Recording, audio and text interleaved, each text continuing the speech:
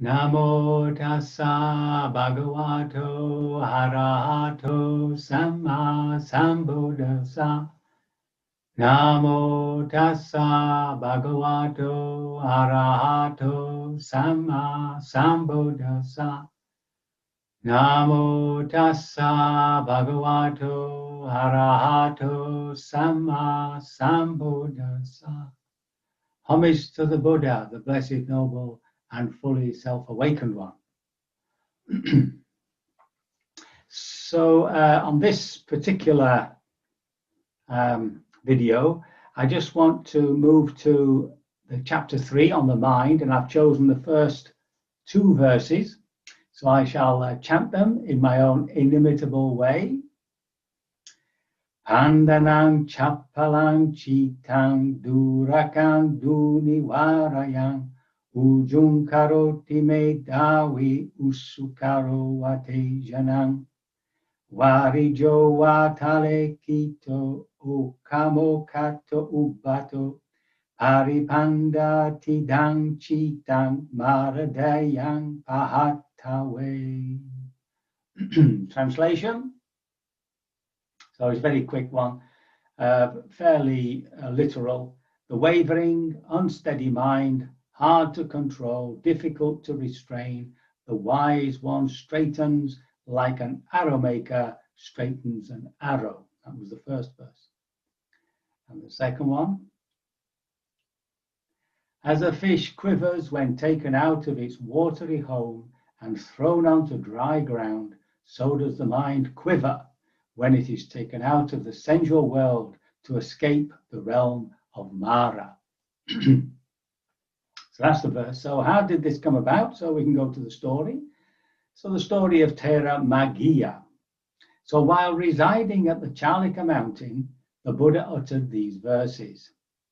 And it was in reference to this Thera Maggiya. Now, a Thera is an elder. You have to be a monk or a nun to become a Thera or a Theri for 10 years. After 20 years, you're called a Maha Thera or a Maha Theri, which is a big Thera, a big elder in one way or the other. Now, these days, you don't normally use the word Maha Thera except people who've become quite elderly. The interesting thing about a Thera is that they can ordain, but it's not, you don't do it that way. Usually, you belong to an order, a sect within the Buddhist monastic community, and somebody is the head of that, and that's the person who would ordain. And so that way, it is said you can trace your lineage all the way back to the Buddha. Now, at that time, Thera Maggiya was attending upon the Buddha, and on one occasion, on his return from alms round, the Thera noticed a pleasant and beautiful mango grove, which he thought was an ideal spot for meditation. So he asked the Buddha's permission to let him go there. But as the Buddha was alone at the time, he was told to wait for a while until the arrival of some other bhikkhus. The Thera was in a hurry to go, and so he repeated his request again and again until finally the Buddha told him to do as he wished. Thus Thera Maggiya set out for the mango grove, sat at the foot of a tree, and practiced meditation.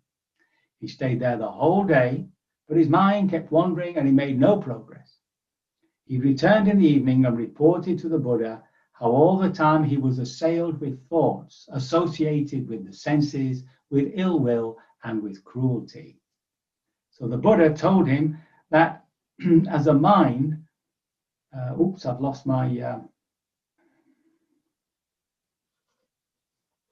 Sorry about that. So the Buddha told him that as the mind is easily excitable and fickle, one should control one's mind.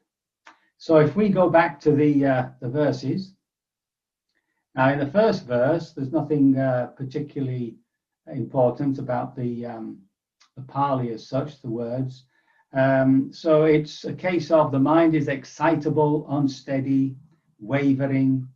It's difficult to control, keep hold of, it's difficult to restrain, but yet one has to work at it as a Fletcher straightens a bow. Now, I did go onto YouTube and I found out how to straighten an arrow. Sorry, not a bow, an arrow. And where the arrow is bent, you put it onto a surface, so the bow is sticking upwards, and then you rub it up and down with a piece of wood. And the friction of it creates heat, it's easily bendable, and then when it cools, it'll stay straight. There were other ways, but this is the way that I think the Buddha was referring to, because, of course, training the mind, you've got to keep bringing it back, bringing it back. The second one about the fish, a slightly interesting word there for fish, is warija. Now, wari is water, and ja means born. So born in the water, hence a fish. Now, as a fish quivers when he's taken out of a watery home, so the mind quivers when taken away from the realm of Mara.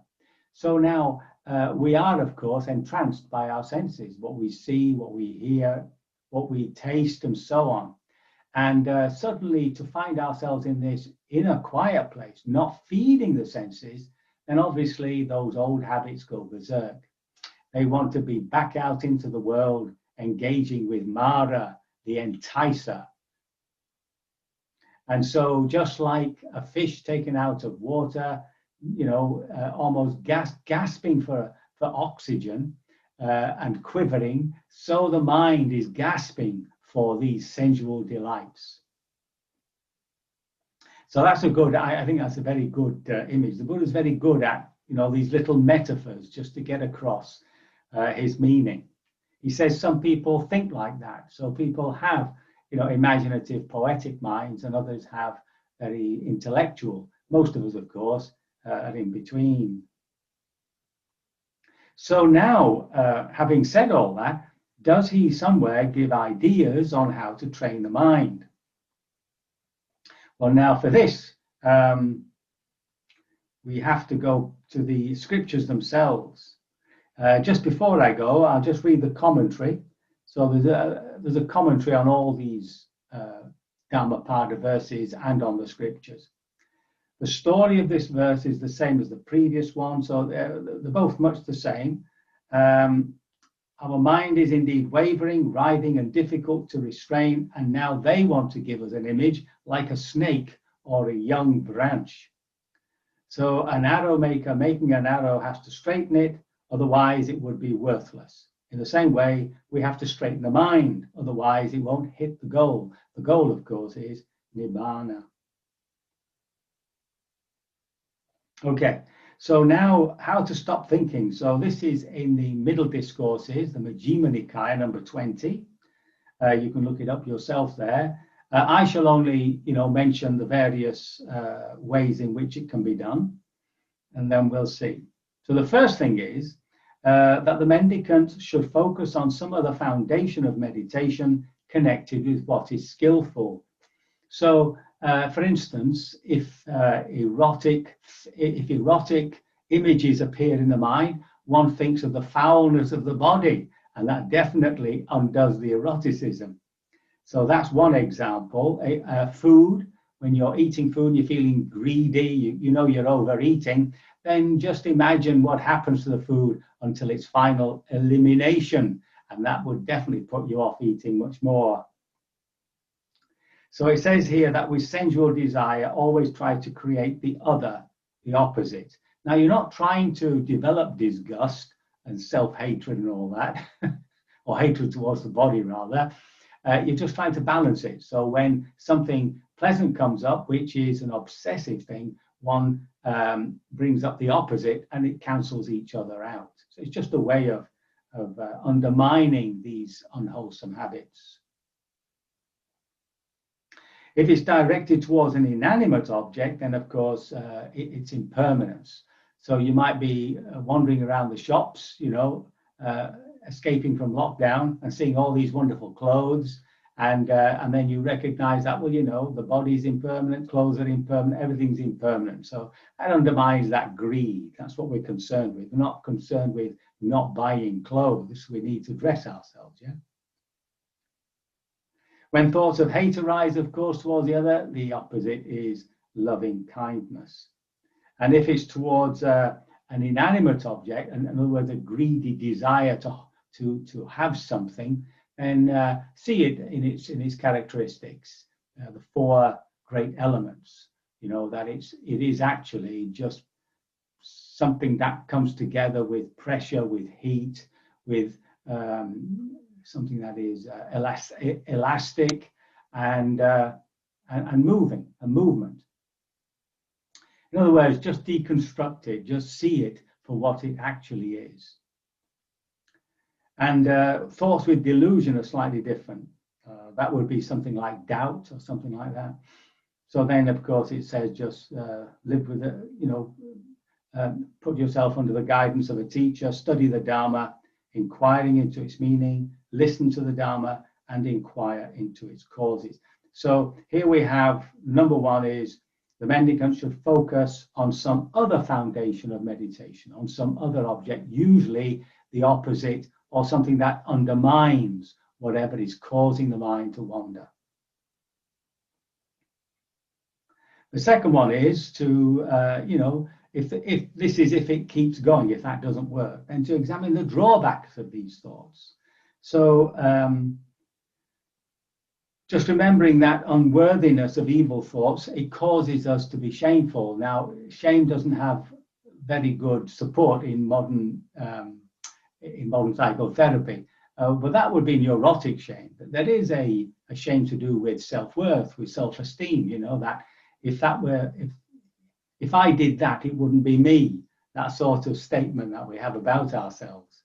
And sometimes we feel a sort of an inner shame, you know, thinking about these things or getting ourselves into those sorts of mental places. So this is only about thoughts, remember.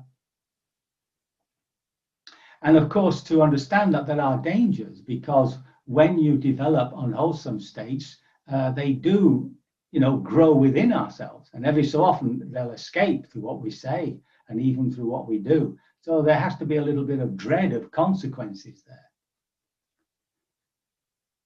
The next one is a little bit difficult for us, to try to ignore them and forget about them.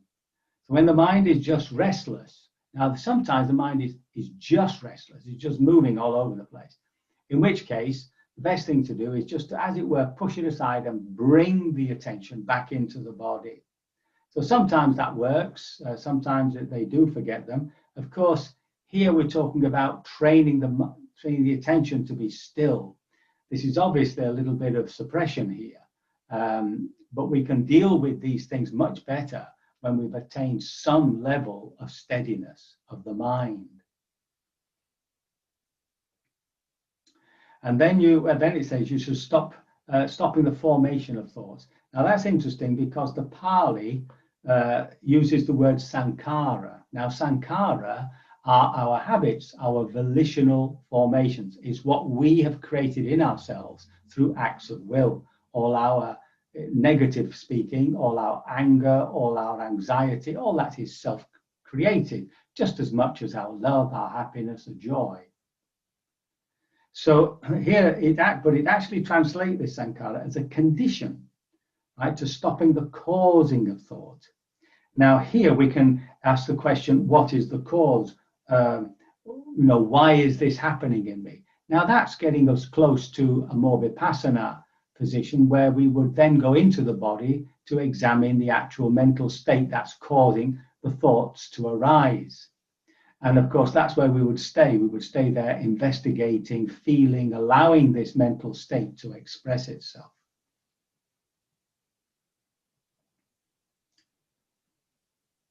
And then finally, if all that doesn't work, the Buddha says, with teeth clenched and tongue pressed against the roof of the mouth, they should squeeze, squash, and torture the mind with mind.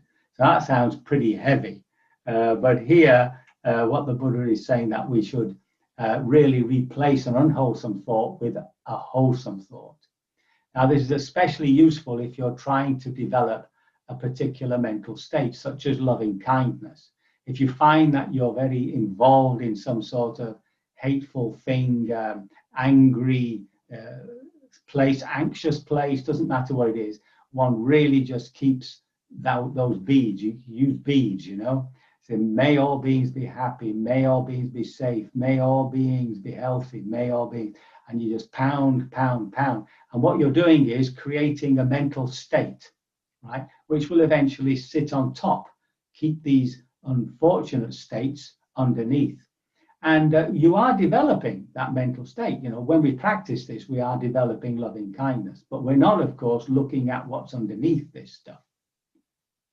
But again, the purpose is to still the mind, to stop this energy going up into the head and creating this vortex of energy. Yeah. So, you know, just to go through them again, focus on some other opposite to what we're actually you know, experiencing. If it's something to do with anger or hatred, you do the loving kindness. Examine the drawbacks, feel the shame, the dread of consequences. Just ignore them and, you know, just put them away. And then you can go into the causes of those thoughts. You know, why are they happening? And finally, to dampen it down by a strong loving kindness practice or compassion practice, joy practice, or peacefulness practice. May all beings be peaceful. May I be peaceful. May all beings be peaceful. Something like that. So what we've done is we've read these two little verses. The mind is excitable and unsteady. It is difficult to control and to restrain. The wise one trains his mind to be upright as a fletcher straightens an arrow. So that's a slightly different translation. As a fish quivers when taken out of its watery home and thrown onto dry ground, so does the mind quiver when it is taken out of the sensual world to escape from the realm of Mara. So, I can only hope my words have been of some assistance, that they have not caused even greater confusion, and that you will, by your devotion to practice, liberate yourselves from all suffering sooner rather than later.